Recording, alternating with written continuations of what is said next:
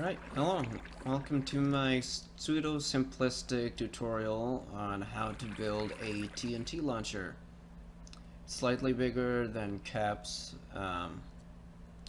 original simplistic launcher, as with the new patch, his launcher caused the TNT to launch straight up, which, I know, it's not something that most people would have wanted the first place, so I decided to do a bit of modifying, and this is what I came up with. It's slightly bigger, won't lie, but the original idea still stays the same. So without further ado, I'll show you how to build it. You first want to, well, let's go in this direction in the first place. So you first want to build a, or rather dig a trench, 6 long and 1 deep by the very end, or rather 2 deep.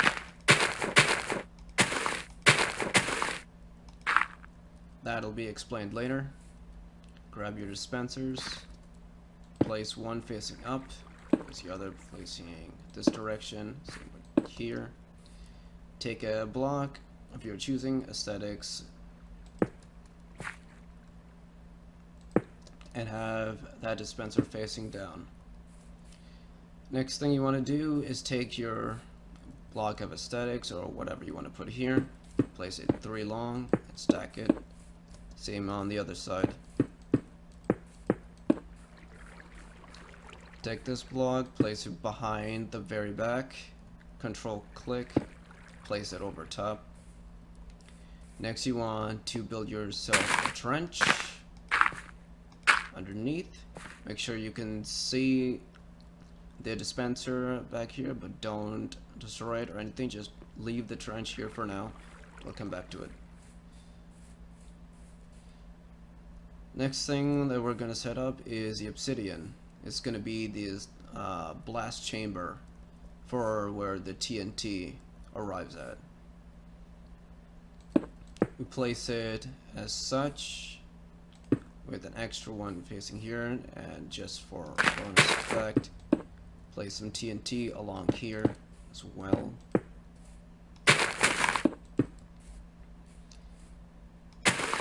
And then for continuity, just for that. Next bit is to carve out a 2x4 to place more obsidian. This will be explained later on. Okay, so in Cap's original video, he had a fence which would elevate the TNT to just above the platform, and that's originally what I was gonna go for. But seeing as how the fence actually raised the dynamite too high up, I decided to raise this down a little bit lower so that the TNT would drop, hence why that hole is there. Also, in case I forget, place a sign here so that a dispenser will be placed here so that it'll dispense TNT, which will drop on top of that.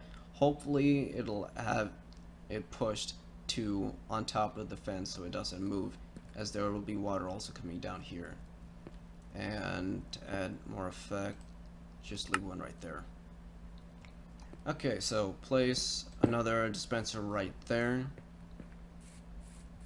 Now we're gonna go on to redstone. Place 2 redstone going from the back of that dispenser towards the back of here. Fill in remaining space. Take your redstone, have it connect to here,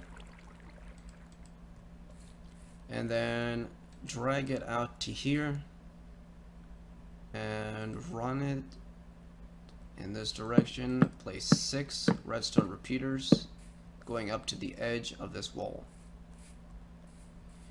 Take some more redstone, line them as such. Take 2 more redstone repeaters, line them up to this wall. Then line 2 more redstone and line it up to that dispenser. This next part is fairly important since this refers to the timing of how long it takes for the back end to reach the front, and then this to deploy its own TNT over. 3 clicks for the front repeaters, 1 click for the first 3, and then 2 clicks for the back. Grab yourself a button, as I'm going to do here, and that will essentially activate all of these dispensers in the back first, and then leaving just enough time to activate this dispenser in the front to drop its TNT onto the stack. But that can only be done if there's water running. And last and final thing is obviously, well, TNT.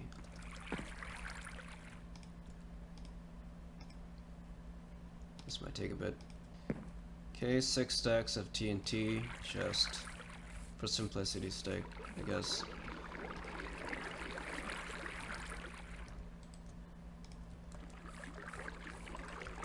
Place them in each dispenser. Okay, I'm gonna stop the recording here, but just to prove my point that this does launch actually to about 100 units, I'm gonna place a range marker up along the side, and I'll come back to you shortly. Okay, I'm back. So, I've lined up 10 markers, each at 10 units apart, all the way out to 100 units. This will be the range of that marker right there.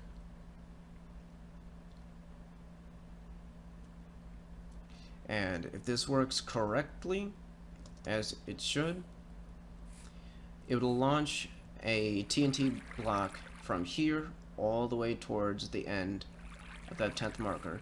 Though there's a fair warning about this, as I found that sometimes the block will occasionally pop out of this space and just hang on to the edge of here, which kind of launches it upward and kind of defeats the point. What you'll usually want to see happen is that the block drops towards the water and then drops back into place slightly lower than this obsidian block. Is a reason why this was covered in obsidian in the first place. It's your blasting chamber, and if you want to make any modifications, it'll make it a lot easier in case it blows up in your face. So without further ado, here it goes. There we go. And that was... it wasn't exactly 100, let's slide 95 units, more or less, yeah. Yeah. Launches up to 100 units. If you have it at a higher elevation, obviously it would go farther. There are cases where the TNT will launch upwards. As such, it will here. Then it'll explode above the ground or somewhere close. That sometimes happens every couple shots, but for the most part,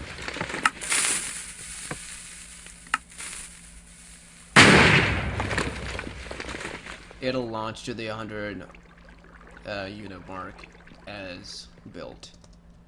Hopefully that was helpful. If you liked the video, leave a like.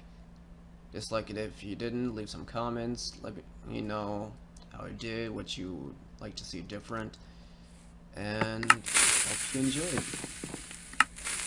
Darn it. Okay, I'll call it good. Thanks for watching.